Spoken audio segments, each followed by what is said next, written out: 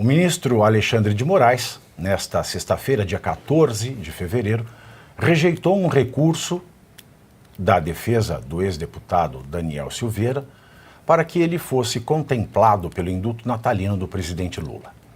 Moraes, contudo, autorizou, olha que magnânimo é o Moraes, que Silveira volte ao regime semiaberto. Ou seja, ele autorizou que ele goze de um direito que ele tem, que é a progressão do regime de pena. Olha que absurdo. O ex-deputado retornará à colônia agrícola Marco Aurélio Vergas Tavares de Matos, em Magé, no Rio de Janeiro, onde esteve entre outubro e dezembro do ano passado. No fim do ano, Moraes havia concedido um livramento condicional a Daniel Silveira. Entretanto, o ex-deputado foi preso dias depois, no dia 24 de dezembro, após Alexandre de Moraes, ele próprio, considerar que Daniel Silveira tinha descumprido medidas cautelares. E, é claro, não aceitou nenhum dos argumentos da defesa, nem os atestados médicos que comprovavam que Daniel Silveira teve uma crise renal. Agora, o ministro do STF, ditador do Brasil, determinou que ele não terá direito a um novo livramento. Olha que interessante. Eu abri, porque eu tentei procurar o inteiro teor, mas eu ainda não achei, porque essa notícia veio, eu já estava aqui no caminho da Revista Oeste, e na CNN nós temos o seguinte conteúdo da decisão. Segundo a decisão de Moraes, aspas, é incabível o decreto natalino para condenados por crimes contra o Estado Democrático de Direito. Fecho aspas. Na quarta-feira, dia 12, quando nós fizemos a nossa correção aqui com o Dr. Paulo Faria, a PGR já tinha se manifestado contra a liberação do ex-deputado federal por indulto natalino. Só retomando aqui toda essa questão, Daniel Silveira foi preso. Quem é que está com o celular Alerta aqui? severo. Alerta severo de chuva de novo. Vem meteoro. Mas seu celular é escandaloso, Não, hein? mas é a defesa civil. Mesmo estando tudo no mudo, ele manda para acordar mesmo. É um escândalo. É alerta de enchente. Vai acontecer igual a CNBC aqui, vai cair o teto na nossa cabeça. Mas é o seguinte, o que eu dizia é que o Daniel Silveira era um parlamentar, gozava de imunidade parlamentar, deixou de gozar com as bênçãos da Câmara dos Deputados, o que é uma vergonha. Foi condenado a mais de 8 anos por ameaça ao Estado Democrático de Direito. E eu me pergunto, até este momento, que ameaça foi essa? E coação de testemunha no curso do processo. Pois bem, nenhum desses dois crimes, ele é inserido na Constituição como crimes que não comportam a concessão de graça ou indulto. A graça é o perdão que o presidente da República dá a uma pessoa determinada. E o presidente Jair Bolsonaro concedeu a graça ao Daniel Silveira. Esperaram o Jair Bolsonaro sair da presidência para revogar a graça do Daniel Silveira, sem argumento nenhum, com um argumento estapafúrdio de que aquilo violaria o princípio da impessoalidade que deve reger os atos administrativos. Vejam só. A graça, que é o perdão pessoal, tem que ser impessoal. Eu me pergunto como. Tiraram o direito do presidente de dar a graça e de um condenado de recebê-la. Um condenado injusto.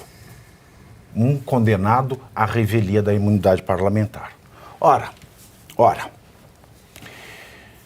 tirados o direito de dar a graça e o direito de receber e gozar da graça de Daniel Silveira começou a cumprir a sua pena em regime fechado.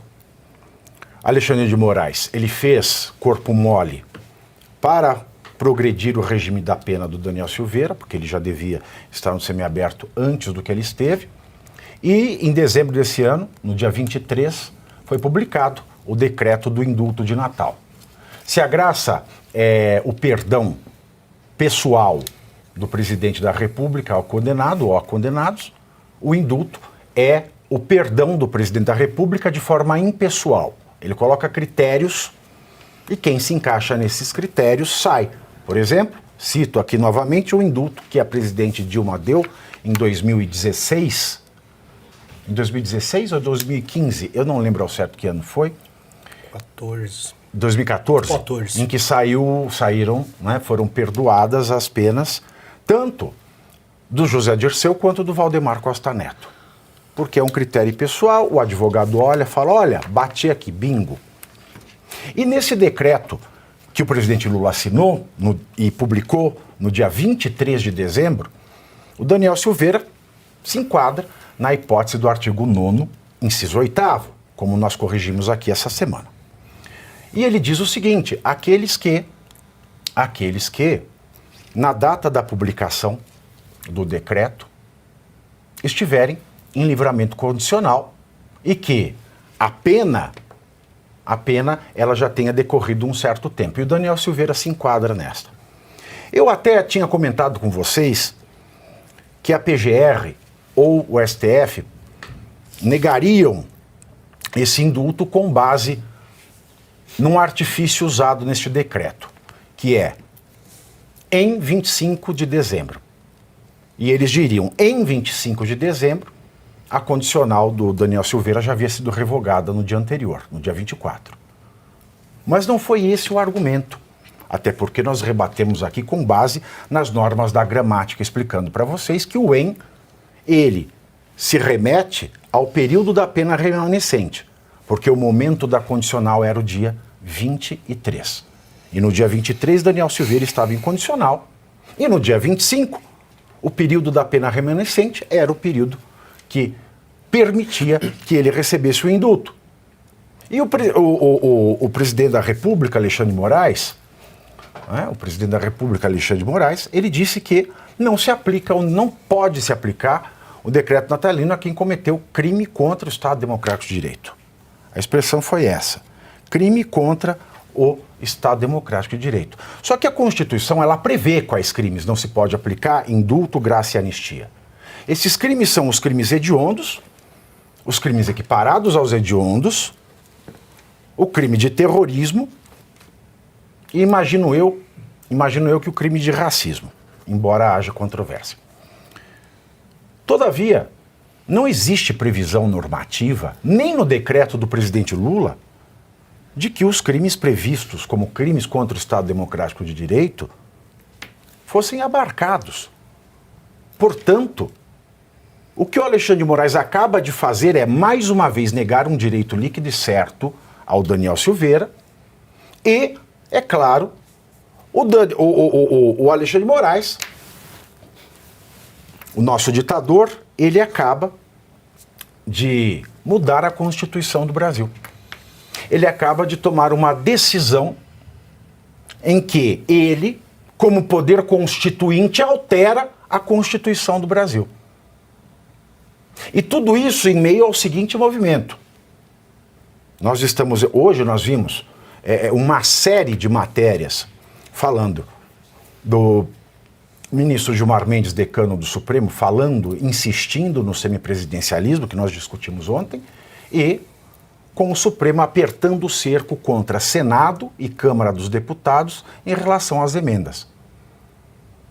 Eles viram, certamente, que o parlamento ou os parlamentares se acovardaram e agora eles estão mais uma vez subindo a aposta, aumentando o regime de medo no parlamento. E o que Alexandre de Moraes fez não tem nome. Não tem nome. Não tem nome.